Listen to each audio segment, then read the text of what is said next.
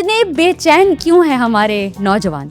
ये बेचैन तो नहीं है, नजर बेचैन है। बताना चाहते हैं कुछ, कोई देखने वाला नहीं। आप जेंसी को ये समझ रहे हैं कि कुछ ये बुरा लफ्ज है? कि इनको बैनुल-अक़वामी जो नाम दिया गया है वो हम ही क्यों दें। हमारे पास एक बहुत खूबसूरत नाम है, जैसे और वो है मेरी जान, मेरी जिंदगी, मेरा मुस्तक़बिल। टेक्नोलॉजी का कितना अमल दखल है आज की जनरेशन में? पुराने ज़माने में जो बच्चा बहुत किताबें पढ़ता था उसको कहते हैं पढ़ाकू। वो एक घर में होता था जिसके चश्मा लगा होता, हर वक्त वो पढ़ रहा होता था। अगर आज का दौर पढ़ रहा है बच्चा, हम उसको बुरा क्यों कह रहे हैं? क्योंकि उसके हाथ में किताब नहीं है, लेकिन किताब तक रसाई का एक जरिया है। मुझे ये ख्वाहिश मिल जाएगी कि दोबारा जरा जवान से नजर आऊँ ना, तो मैं भी बाइक पे किसी के पीछे बैठ के जरा कैंटीन तक जाऊँ तो मज़ा आएगा। बच्चों को ये समझ लो कि जितना वक्त हम बच्चों को देंगे, बच्चे उतने बाहर नहीं जाएंगे। अस्सलामुअलैकुम, आप देख रहे हैं कराची का मुस्तकबिल या मुस्तकबिल का कराची बाय बुनियाद, और मैं हूं आपकी होस्ट गानिया सिद्दीकी। आप जैसे कि मुझे देख चुके हैं दीगर चैनल्स में, काफ़ी सारे शोज़ में, काफ़ी जगह पे मुझे होस्टिंग करते हुए देख रहे हैं, लेकिन इस प्लेटफॉर्म पे होस्टिंग करना मेरे लिए बाइसे फ़ख्र है। तो अब इस फ़ख्र को भी आगे बढ़ाते हुए चलते हैं, और आज का जो टॉपिक है वो बहुत ज़्यादा इंटरेस्टिंग है, क्योंकि वो सिर्फ जेनजीज़ के लिए नहीं है, वो जितने भी हमारे आवाम के जितने भी लोग हिस्सा हैं उन सब के लिए है, क्योंकि वो इस इंटरव्यू से बहुत कुछ सीखने वाले हैं। सो मेरे साथ इस वक्त मौजूद हैं द वन एंड ओनली योगी वजाहत साहब, जो कि मोटिवेशनल स्पीकर भी हैं, माइंड साइंस एक्सपर्ट भी हैं, आयुर्वेदिक और हर्बल साइंटिस्ट भी हैं। तो जब इतनी सारी पर्सनैलिटीज़ आ गई हैं तो खुशामदीद करते हैं। अस्सलाम वालेकुम। वालेकुम अस्सलाम वरहमतुल्लाहि वबरकातुहू। कैसे हैं आप? अल्लाह का बड़ा एहसान है। आप कैसे हो बेटा? मैं बिल्कुल ठीक, अल्हम्दुलिल्लाह। बहुत बहुत शुक्रिया कि हम अब जैसे बात कर रहे हैं कराची का मुस्तकबिल, मुस्तकबिल का कराची, तो अब हम आते हैं अपने नौजवानों पे। मुझे ये बताइएगा, इतने बेचैन क्यों हैं हमारे नौजवान? क्या ये बेचैनी कहाँ से आ रही है? चलो इसको इस तरह भी कह देते हैं कि कराची का माजी या माजी का कराची। ठीक बिल्कुल है? ऐसे ही आज गुफ्तगू कर रहा है कराची के मुस्तकबिल या मुस्तकबिल के कराची से। बिल्कुल। ये बेचैन तो नहीं है, नज़र बेचैन आते हैं। अच्छा। ये बताना चाहते हैं कुछ, हम्म। कोई देखने वाला नहीं है, तवज्जो नहीं है ना लोगों की, तो ये इस्तराब में है। ये कभी कुछ और ऐसा कुछ करते हैं, कभी साइलेंसर से गाड़ी से साइलेंसर निकाल लेते हैं, भाई कोई तो देखे हमारी तरफ, चलो बददुआ ही दो लेकिन देखो तो सही। ये चाहते हैं कि तवज्जो मिले। मेरे ख्याल से मेरी नस्ल ने आने वाली नस्ल को तवज्जो नहीं दी है, जिसकी वजह से ये इस्तराब है। इसका गुनहगार मैं भी हूँ, जिसकी मैं माफ़ी चाहता हूँ, और मैं चाहता हूँ कि इस बात को हम ये माने कि आज हमारे बच्चों में इस्तराब है, वो उनका नहीं है, हमारी वो नज़रअंदाज कर देने की सलाहियतों और बातों की वजह से। जो हमने मुसलसल उनको नज़रअंदाज किया, आज वो कहाँ जाएं, किससे बात करें? बिल्कुल। तो जब वो अपनों से बात करते हैं तो वो पहले से नज़रअंदाज हैं, और ये नज़रअंदाजी बढ़ रही है, और ये सिर्फ यहाँ नहीं बैनुल-अक़वामी तौर पे हमें नज़र आती है। बिल्कुल बिल्कुल ऐसी है। लेकिन हमारा जो बच्चा है ना, वो मुख्तलिफ है। उसको जब कोई जेनज़ी कहता है तो मुझे तकलीफ़ होती है, क्योंकि ये लफ्ज़ मेरे बच्चे पे, मेरे बेटे पे, मेरी बेटी पे जचता नहीं है। मेरे बच्चे तो मेरे गुलदस्ते हैं। आप जेंसी को ये समझ रहे हैं कि कुछ ये बुरा लफ्ज है, नहीं, या नहीं, इसको किसी गलत तरीके से नहीं, इमेज कर रहे हैं? नहीं, हरगिज़ नहीं। ये इस नस्ल के हवाले से, हम्म। जैसे एक ज़माने में जनरेशन मतलब गैप कोई के हवाले से टाइटल मैं आप था, कह रहे हैं उनको नहीं देना चाहिए? मैं कह रहा हूँ कि मेरे दिल में ऐसा लगता है कि इनको बैनुल-अक़वामी जो नाम दिया गया है वो हम ही क्यों दें। हमारे पास एक बहुत खूबसूरत नाम है, जैसे और वो है मेरी जान, मेरी ज़िंदगी, मेरा मुस्तक़बिल। मेरा मुस्तक़बिल इस्तिराब में क्यों है, और इसकी वजह मैं हूँ। वो जैसे बहुत से लोग हैं जिन्होंने जो अटेंशन वो नहीं देते। जिन्होंने अटेंशन नहीं दी। बिल्कुल नहीं, ये आपकी बात बिल्कुल वजह है कि अब जैसे मैं उसी जनरेशन का हिस्सा हूँ, और मैं भी अगर ये सोचूं कि मैं काफ़ी सारे टैलेंट्स रखती हूँ और काफ़ी सारे स्किल्स रखती हूँ, अब मैं आगे जब बढ़ना चाह रही होती हूँ तो यही बात आ जाती है बीच में कि यार वो देखने वाला नहीं है, वो नज़र नहीं है, या टैलेंट की कदर नहीं होती। तो बिल्कुल आपने सही कहा। अच्छा, हम अगर ओरिएंटेशन की बात करें तो आज का नौजवान कितना ओरिएंटेड है, कितना डिसओरिएंटेड है? अच्छा, अब ऑफ कोर्स हम पास्ट की तो बात कर रहे हैं क्योंकि आप हमारा माजी हैं, लेकिन माजी हमारे मुस्तकबिल को आगे कैसे देख रहा है कि वो ओरिएंटेड हैं, डिसओरिएंटेड हैं? आपने यूनिवर्सिटीज़ में देखा, कॉलेजेस में देखा, तो कहाँ पाया आपने आज के नौजवान को? मुझे थोड़ा-सा हाल भी मान लो, मैं माज़ी ज़रूर हूँ लेकिन हाल में। लेकिन माजी से मुंसलिक आप काफ़ी सारी चीज़ें जज़ाकल्लाह, बता सकते हैं मैं साथ समझ साथ। गया, बिल्कुल। मैं समझ गया। ओरिएंटेड है, लेकिन अगर वो ओरिएंटेड नहीं है तो उसको तो इल्ज़ाम नहीं दे सकते ना, क्योंकि उसको मंज़िलें बताने वाले जो थे उन्होंने शायद उस रास्ते को नहीं बताया। तो अगर कोई आदमी मंजिल पे नहीं जा रहा तो जो मेरे कारवां था उस पे तो इल्ज़ाम आएगा ना, तो मैं इल्ज़ाम ले रहा हूँ। वो राहगीर है लेकिन वो शम्मा जलाने वाला कोई होना चाहिए तुमने था। बिल्कुल बिल्कुल सही बात की। वो ढूंढ रहा है रास्ते, पर जो रास्ता दे के गए हैं वो मखसूस चीज़ें दे के गए हैं। बेटा डॉक्टर बन जाओ, बेटे इंजीनियर बन जाओ, बेटे तुम अब तो आईटी का दौर है, बिल्कुल आईटी कर लो। तो क्या दुनिया यही कर रही है? जब दुनिया ये नहीं कर रही तो हम देखते हैं कि जी एक नौजवान फेसबुक ले लेता है, उसके अब्बा ने तो उसको नहीं कहा था कि बेटा तुम फेसबुक के लिए आओ। लेकिन ये टेक्नोलॉजी बीच बीच में, चले हम जब टेक्नोलॉजी का जिक्र कर रहे हैं, मुझे ये बात भी बताइएगा कि टेक्नोलॉजी का कितना अमल दखल है आज की जनरेशन में, क्योंकि हम जनरेशन को तो थोड़ा बहुत तो इल्ज़ाम दे ही रहे हैं कि यार पता नहीं रुझान किस तरफ जा रहा है, फ़ोन में लगे हुए हैं काफ़ी सारी चीज़ें, या अगर माएँ या वालिदैन देख रहे होते कि जी फ़ोन में लगे हुए, तो उनको ऐसा लग रहा होता है कि बस ये गेम खेल रहा होगा। हालाँकि अब फ़ोन में भी हमारे काम होते हैं, काफ़ी सारी चीज़ें हम फ़ोन के ज़रिए कर रहे होते हैं। तो टेक्नोलॉजी का कितना आप अमल दखल देखते हैं अभी? बेटा देखो पुराने ज़माने में जो बच्चा बहुत किताबें पढ़ता था उसको कहते हैं पढ़ाकू। वो एक घर में होता था जिसके चश्मा लगा होता था, हर वक्त वो पढ़ रहा होता था। अगर आज का दौर पढ़ रहा है बच्चा तो हम उसको बुरा क्यों कह रहे हैं?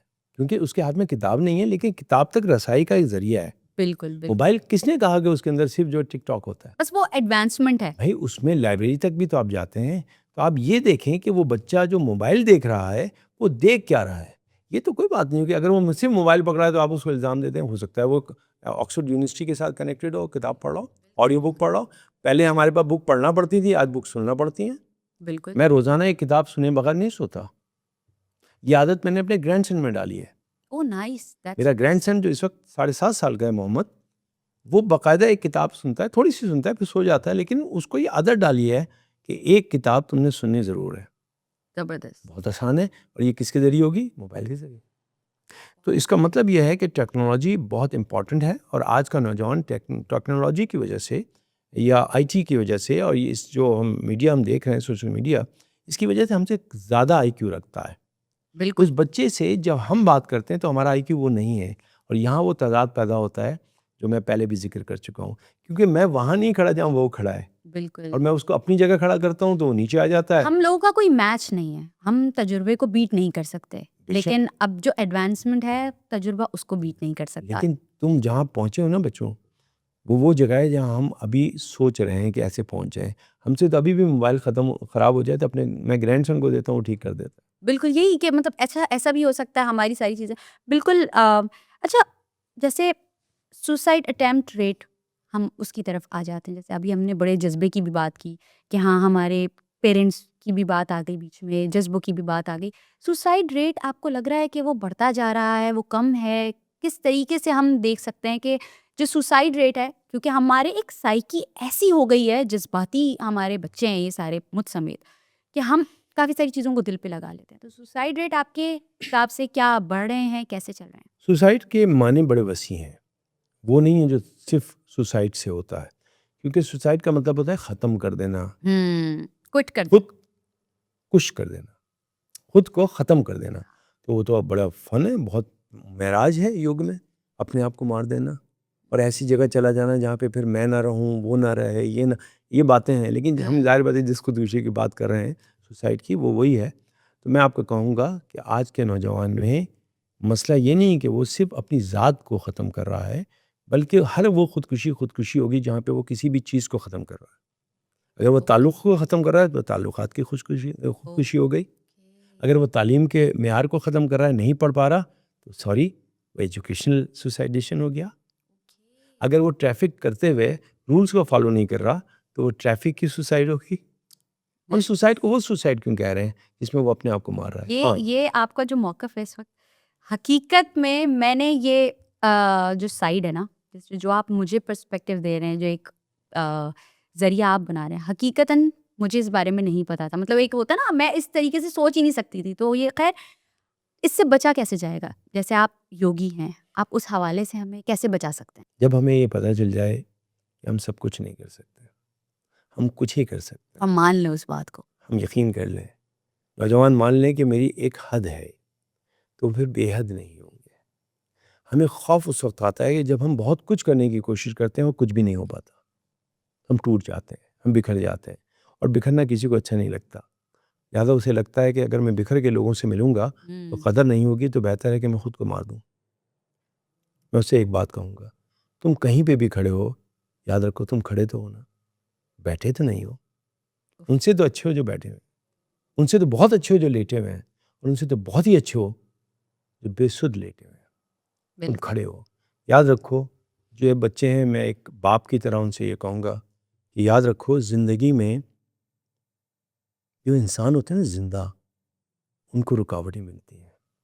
लोग उनको रोकते हैं, लोग उनको पूछते हैं कि भाई कहाँ जा रहे हो, उनके मामलात होते हैं, उन पे मामलात उनके ख़राब भी होते हैं। तो अगर मैं ये कहूँ कि ज़िंदा लोगों के हिस्से में रुकावटें आती हैं, हम्म। जनाज़ों को रास्ते तो दुश्मन भी दे देते हैं। Well said. ये अच्छा, हम तो मैं जुमला कह दूँ, जी जी बिल्कुल ये कहने की इजाज़त दो बेटा, बिल्कुल बिल्कुल। कि अगर ज़िंदगी में तड़प नहीं है, रुकावटें नहीं है, तो फिर सोच लेना कि तुम ज़िंदा हो के नहीं हो। नौजवानों को रुकावटें मिलनी चाहिए, वो उनको जो जंप है ना वो लगाने का मौका देती है। कुदरत हमेशा रुकावटें इसलिए डालती है, वो रुकावटें की दौड़ होती है ना, तो उसको छलांग लगा के अबूर करना पड़ता है। जब रुकावटें आए तो घबराना नहीं, समझ लेना कुदरत तुमको और ऊंचा ले जाना चाहती है। बस इसके लिए एक काम करो, कोई गुरु होना चाहिए, उस्ताद होना चाहिए, बाप होना चाहिए, भाई होना चाहिए, चचा ताया, किसी शख्स से पूछो कि मुझे ये रुकावटें आ रही हैं, मैं करूँ क्या, टूट जाऊँ? वो कहेगा नहीं, छलांग लगाओ। तो तुम्हें छलांगें लगानी है, ऊंचा जाना है, जहाँ हम नहीं पहुँचे वहाँ तुम्हें पहुँचना है। इसलिए कि हम बैठ के सिर्फ ये देख रहे हैं कि हम वो नहीं कर सके जो हमारी आने वाला मुस्तकबिल कर सकता है, तो उम्मीदें हमारी टूटनी नहीं चाहिए।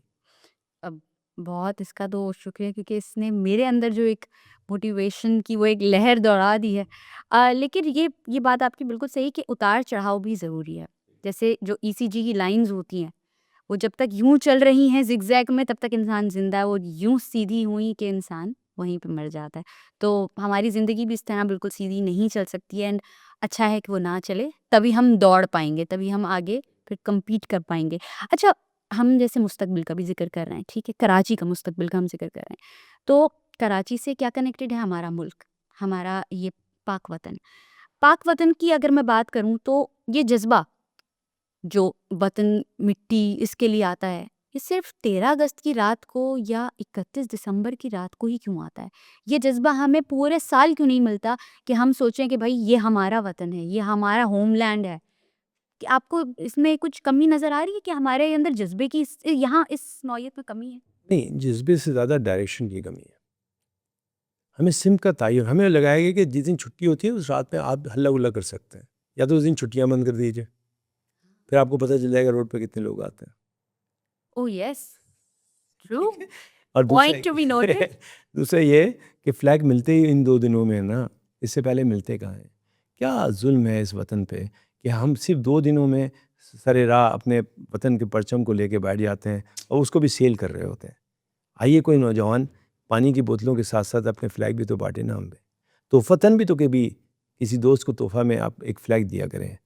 ये माँ की चादर है ना, ये बिल्कुल। बहन का आंचल है, इसको सिर्फ खरीदा जाएगा, बेचा जाएगा? तोहफ़ों में मिलने चाहिए। ये परचम जिस दिन तोहफ़ों में मिला, उस दिन हर दिन जो है फिर मेरी 14 अगस्त होगी। हर दिन जो मेरा दिन होगा, ये जो 31 दिसंबर की आप बात कर रहे हैं, ये देखिए दुनिया के साथ तो चलेंगे ना, जो दुनिया कर रही है वो हम करेंगे। इसलिए कि हमें जो करना है वो नहीं बताया गया, लिहाज़ा हम वो करेंगे जो हमें दिखाया गया। बिल्कुल। नहीं, अब 31 दिसंबर की हम बात करते हैं, ठीक है? मैं अपने देख रही होती हूँ गिरदो-नवाह भई बात चल रही जी रेज़ोल्यूशन की, कि हम बात कर रहे हैं, मेरा रेज़ोल्यूशन ये है, ठीक है? जी 2026 के लिए मेरा रेज़ोल्यूशन है कि मैं फॉर एग्ज़ाम्पल जिम जाऊँगी, ठीक है? जी हो गया 2026 शुरू, पहली जनवरी गए हैं, दूसरी जनवरी गए हैं, 1 हफ़्ता चलेगा उसके बाद ठप। तो इसमें आपको कमिटमेंट की कितनी कमी नज़र आ रही है कि हम कमिटमेंट ही नहीं वो पूरी भरपूर रख पाते हैं कि भाई अपने आप से तो पहले कमिट जो आपने किया है उसको तो फुलफिल कर लेना। देखो बेटा, इसमें कोई जिंजी की ज़िक्र नहीं होगा, कोई बड़ों का इसीलिए। नहीं होगा। हम वादा खिलाफ़ी के आदी हो चुके हैं। हुँ, लिहाजा हम अपनों से वादा, अपने से वादा, अपनों से तो वादा करके बुलाते ही हैं, हम खुद से। अपने से भी वादा करके भूलने लगे। बड़ा जुल्म की बात है। ये जो रेज़ोल्यूशन और ये चीज़ें हैं, ये पहले नहीं थी, मेरे दौर में नहीं थी। मेरे दौर में हर रोज़ कोई ना कोई रेज़ोल्यूशन होती थी। मुझे तो हर साल एक ही रेज़ोल्यूशन मुझे मिली थी कि मेरी बेवा माँ जो है, वो मुश्किलात में थी और मुझे ये पता था कि मेरी रेज़ोल्यूशन ये है कि मैं जल्द से जल्द काम करूं ताकि मेरी माँ जो है वो मेहनत ना करे। वो कपड़े सी के बच्चों मुझे पाल रही थी। वो एक बेवा औरत थी, अब नहीं है मेरी वालदा इस दुनिया में, लेकिन उन्होंने मेरे साथ एडमिशन लिया और हमने प्राइमरी एक साथ पढ़ना शुरू की। हम प्राइमरी के एक साथ स्टूडेंट हैं, बेटा भी माँ भी।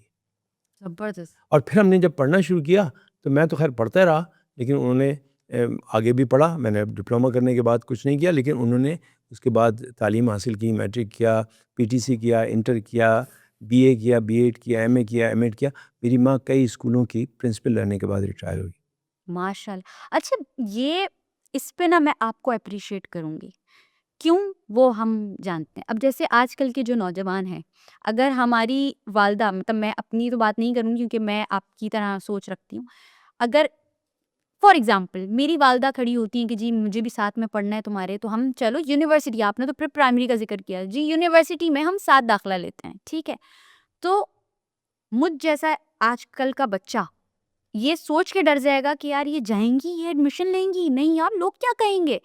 क्योंकि हम उनको मोटिवेट करने के बजाय हम सोच रहे होते हैं कि जी लोग क्या कहेंगे। आजकल के बच्चे, तो आप इस पे आप क्या कहेंगे? मतलब वो एक लगन नहीं रही, या आप अपने आप को तो मोटिवेट कर ही नहीं रहे हैं, साथ वाले को भी मोटिवेट नहीं कर रहे हैं। हाँ, बिल्कुल तुमने सही कहा। शायद क्योंकि मैं आज वहाँ पे नहीं हूँ जो तुम ये सोच रहे हो, मेरी सोच ज़रा मुख्तलिफ ही रही। क्योंकि ज़ाहिर है उस ज़माने में सोच के काबिल तो था नहीं, मैं बच्चा था।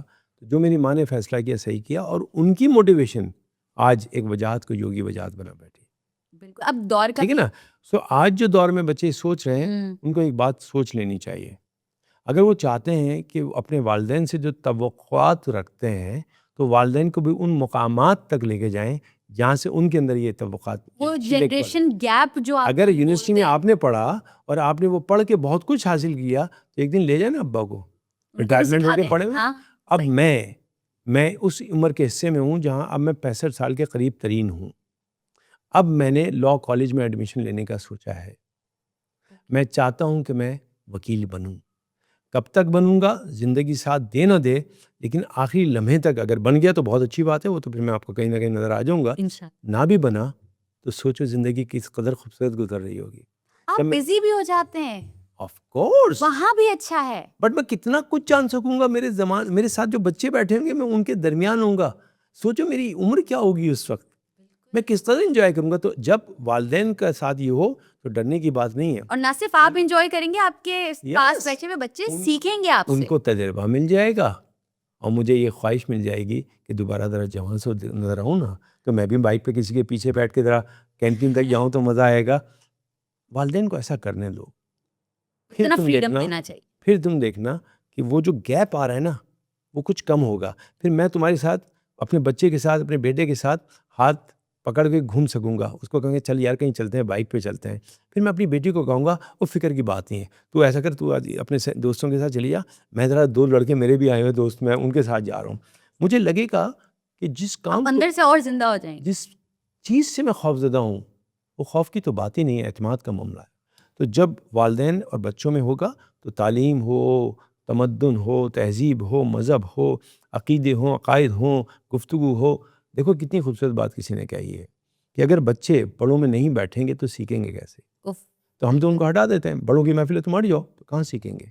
मेरा ग्रैंडसन मेरे साथ ट्रैवलिंग करता है। रिसेंटली हम लोग बाय ट्रेन गए, बाय ट्रेन आए, हम लाहौर गए, इस्लामाबाद गए। जितना मज़ा मैंने ज़िंदगी में उस सफ़र में लिया कभी नहीं लिया। मुझसे ज़्यादा वो खुश था। क्यों? नहीं, एंड आई कैन अश्योर उसको बहुत कुछ सीखने को मुझे नहीं पता, मैं तो सो गया था।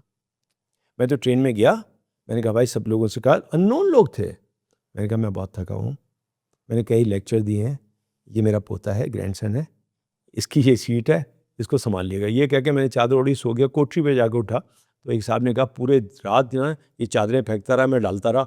मैंने कहा आपका मसला तो नहीं होगा? कहते मुझे नींद ही नहीं आई, मैं तो इसकी केयर कर रहा था। मैंने कहा जभी तो मैंने आपके पास देखिए, इस छोड़ा, तरह के लोग भी हैं हमारी जभी तो कराची मैंने में। आपके पास छोड़ा था, ताकि सुबह मैंने उसको बताया कि बेटा मैंने तुम्हें इसलिए इन लोगों के पास छोड़ा कि ये मत सोचना कि अजनबी जो होते हैं ख़तरनाक होते हैं, हाँ, अजनबी बहुत गुड प्यारे हैं। मैसेज।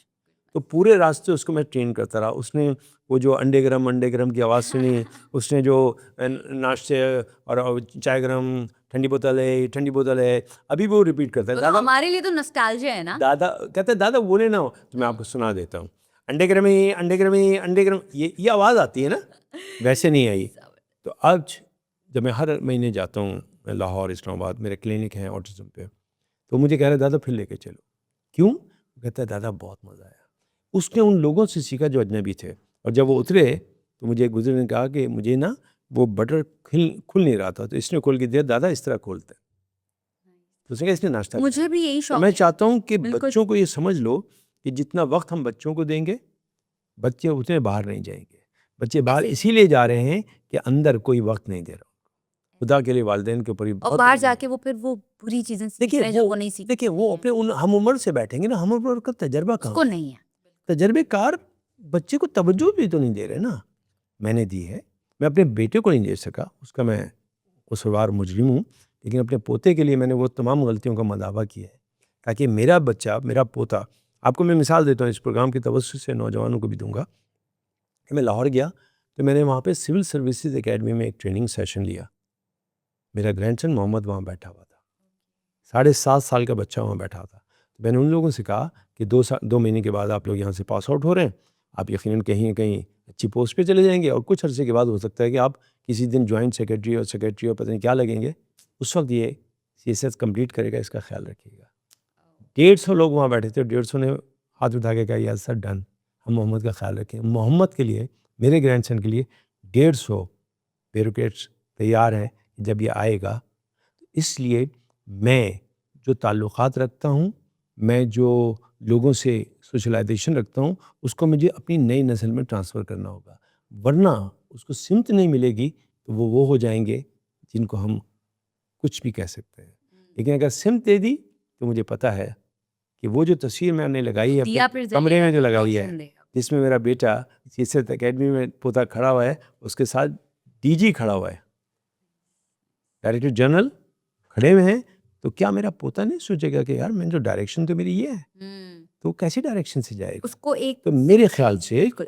हम सिमत देने में थोड़े से महरूम हो गए या हमसे कोताही हुई है, हमें उसका मदावा करना चाहिए। अच्छा, हम थोड़ा सा अब आते हैं मेंटल हेल्थ की साइड पर। जैसे हमने सुसाइड का तो जिक्र कर लिया, ठीक है।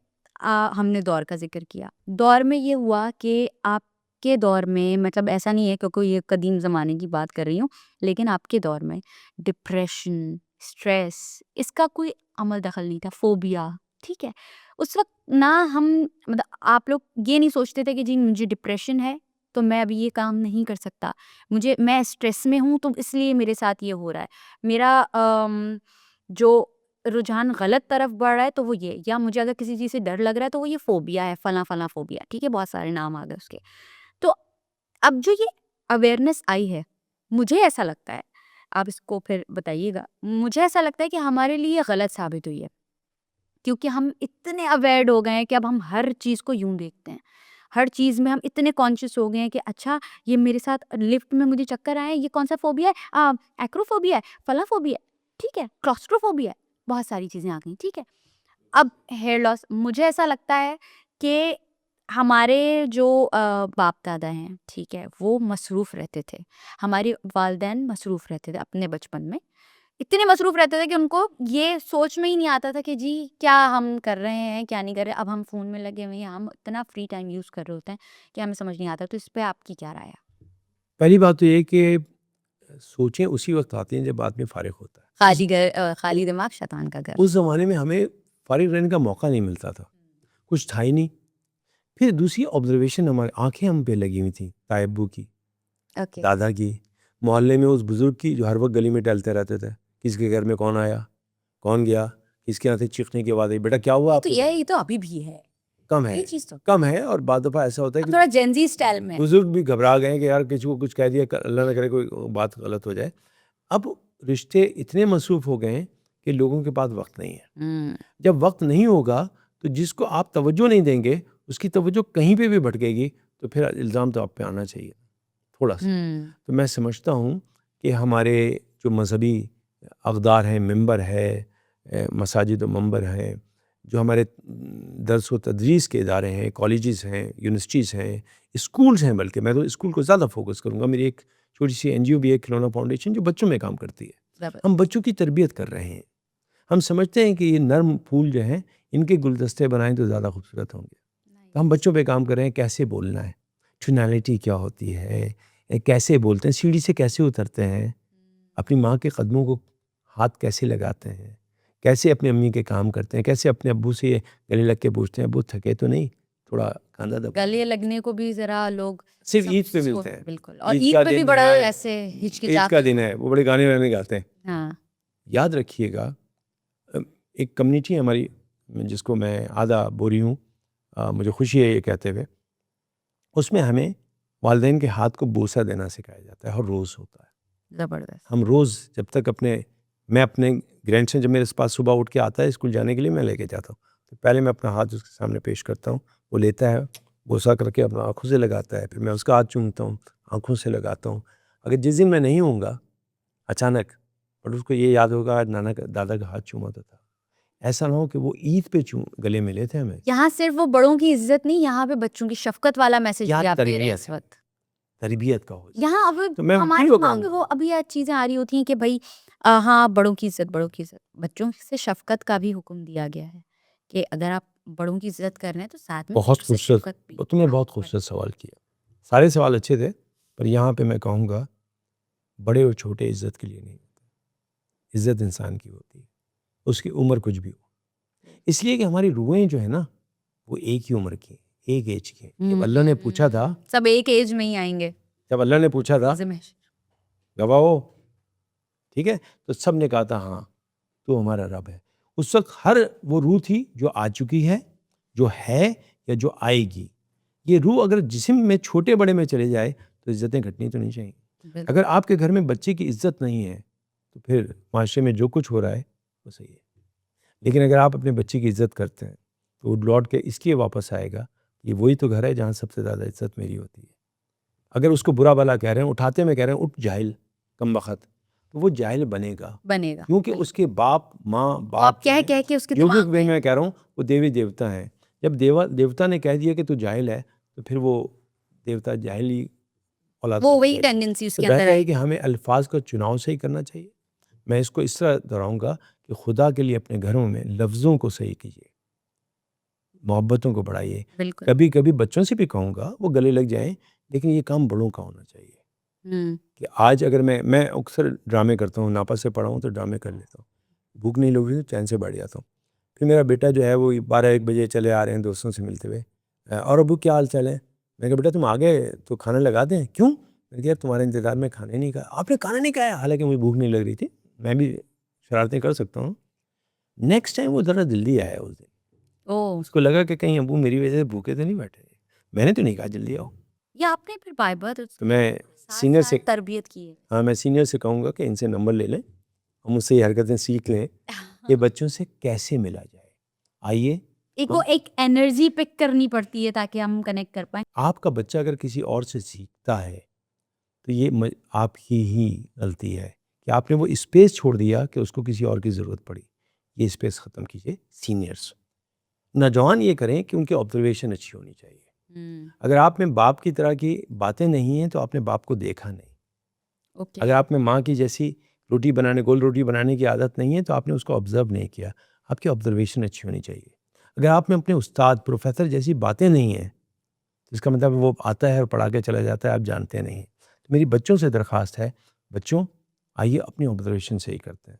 इस वतन अज़ीज़ में बहुत खूबसूरत चीज़ें हैं, उनको देखिए, उनको सीखना चाहिए। समझिए, उनसे जानिए, अपनी तारीख़ पढ़िए, अपने मज़ाहिब के अंदर जो हमें जो रूल्स एंड रेगुलेशन बताए गए हैं, तहज़ीब और तमद्दुन हमें बताया गया है। हम जिस ज़मीन से वाबस्ता हैं, ये ज़मीन बड़ी ज़रख़ेज़ है, इसमें प्यार और मोहब्बत है, इसमें सूफ़ियों के वो कलाम हैं जिनको दोहरा लिया जाए तो आदमी झूम पड़ता है। इसमें सोनी मायवाल के क़िस्से भी हैं, पर बिल्कुल। इसमें हमें बहुत से पुरअज़्म वो लोग भी मिलेंगे जिनके क़िस्से पढ़ें तो दिल शाद हो जाता है। तो उन क़िस्सों को पढ़िए, तारीख़ पढ़िए, मुताला कीजिए, मुशाहिदा अच्छा रखिए, और एक काम ये कीजिए कि दिन भर में जब आपको वक्त मिले कम से कम 5 मिनट से 10 मिनट मेडिटेट कीजिए। जिस दिन आप आराम से शांत होकर सुकून से बैठ के सिर्फ अपनी ब्रीदिंग को मॉनिटर करने लगे और बैठ गए तो अब आपको कोई बिखेर नहीं सकता, इसलिए कि आप जुड़ना सीख चुके होंगे और अपने आप अच्छे ख़्याल लेके आएँ। पॉजिटिव, वो खुद आएंगे। अब बैठना तो शुरू करें। आज से ही शुरू करें क्योंकि ये जो हम बात कर रहे हैं कराची का मुस्तकबिल या मुस्तकबिल का कराची, वो एक इतनी अहम टॉपिक है कि हम उस चीज़ को जितना ज़्यादा मजबूती से पकड़ें उतना कम है। तो आज योगी वजाहत ने हमें हर एस्पेक्ट को मद्देनज़र रखते हुए हर चीज़ बताई कि हम रिलीजियस एस्पेक्ट के साथ किस तरह चल सकते हैं, हम योगा के साथ किस तरह चल सकते हैं। आप बिल्कुल जितनी सारी चीज़ें इस वक्त हमने डिस्कस की हैं, आई रियली होप कि आप सबको वो बहुत ज़्यादा इंटरेस्टिंग लगी होंगी और आप उससे कुछ सीखे होंगे। हम आपको इजाज़त देते हैं। बहुत बहुत शुक्रिया कि आप यहाँ तशरीफ़ लेकर आए और इतना ब्यूटीफुली आपने अपना मैसेज कन्वे किया। कुछ आखिरी बस 2 लाइन आप नौजवान को कुछ कहना चाहेंगे? मैं यही कहूँगा कि जब मैं नौजवानों को देखता हूँ तो मैं देखता हूँ कि मैं पहले पैदा हो गया, अगर आज होता तो न जाने कितना और भी खुश होता, चीज़ें सीखता। लेकिन बस एक बात कहना चाहता हूँ नौजवानों से, मैं कुछ भी कर सका ना कर सका ये मेरी मजबूरी थी। मैं बहुत मसरूफ़ रहा, वतन बनने के बाद मेरी जो नस्ल है, मेरे वालिदैन इतने मसरूफ़ रहे कि शायद वो मेरी उस तरह तरबियत ना कर सके, पर मैंने तो की है ना। मैं चाहता हूँ कि मैं जो ना कर सका वो करें जो आने वाले। इंशाल्लाह। पाकिस्तान का मुस्तकबिल या मुस्तकबिल का पाकिस्तान वो कर डाले जो बेहतर से बेहतर हो सकता है, क्योंकि हम बात कराची की नहीं, हम पूरे वतन की कर रहे हैं। तो मैं शायद मुस्तकबिल के लफ्ज़ को जब इस्तेमाल करूँ तो इसे महदूद नहीं करा कराची से, मैं इस वतन अज़ीज़ के कोने कोने के बच्चे से कहता हूँ, मैं एक बाप हूँ, मैं सिर्फ ये देखना चाहता हूँ कि तुम कामयाब कब होते हो। मैं एक बाप हूँ और एक बाप के नुक़्ते नज़र से ये कहूँगा कि कामयाब हो जाओ। मैं जो ना कर सका वो तुम करो, इसलिए कि मैं सिर्फ ये देखना चाहता हूँ कि तुम कामयाबी कौन सी मंजिल तय करते हो, कहाँ जाते हो। तुम यकीन करो, तुम चलोगे लेकिन कहीं ना कहीं तुम्हारे साथ मैं भी हूँगा।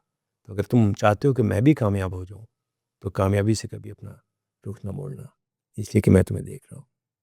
बहुत खूबसूरत, बहुत खूबसूरत। Thank you so much. Yogi Wajahat आप हमारे साथ मौजूद थे एंड इंशाल्लाह आपको बहुत मोटिवेशन मिली होगी और यकीनन आप कुछ सीखे होंगे और हमारा पाकिस्तान आगे बहुत फ्लरिश करने वाला है, बहुत नरिश करने वाला है। और यही सारी चीज़ें हैं, इसी तरीके के पॉडकास्ट आप बुनियाद के तवज्जुह से देखते रहेंगे। आज के लिए हमें इजाज़त दीजिए, गानिया सिद्दीकी को इजाज़त दीजिए। बहुत बहुत शुक्रिया। पाकिस्तान ज़िंदाबाद।